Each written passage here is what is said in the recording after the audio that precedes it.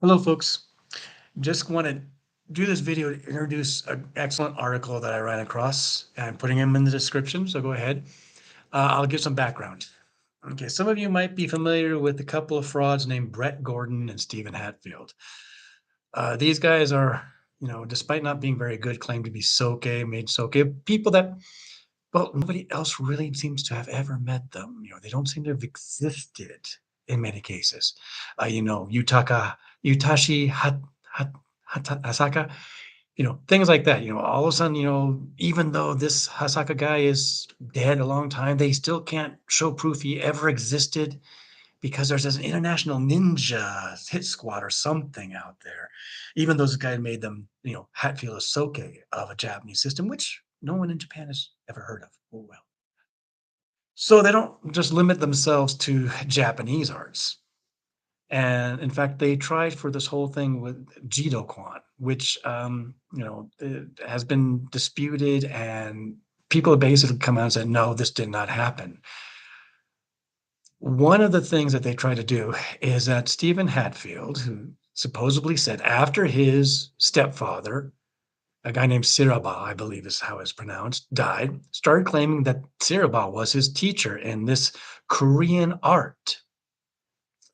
Of course, this, there's doesn't seem to be any evidence of this. There's just no pictures of the guy in a gi or anything like that. And in fact, when Hatfield said that he was being taught in Ohio by his stepfather, Siraba was actually in prison in California or on probation in California, unable to leave California legally. And of course, they're saying, well, just because he couldn't leave legally doesn't mean that he did it. Yeah, they actually tried this, right?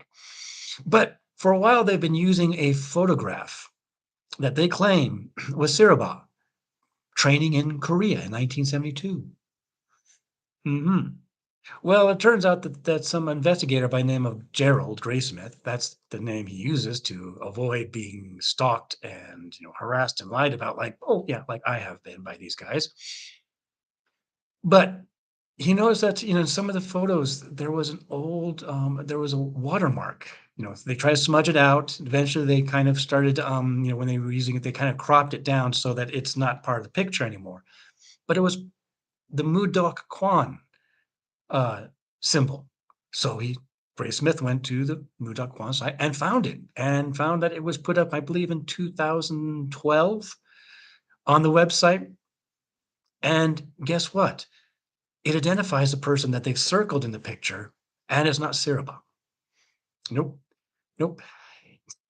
So it's really kind of, and if you read the article, you can see that they link to where it is. They show screenshots. It's all laid out. It's very well written, but it's a slam dunk.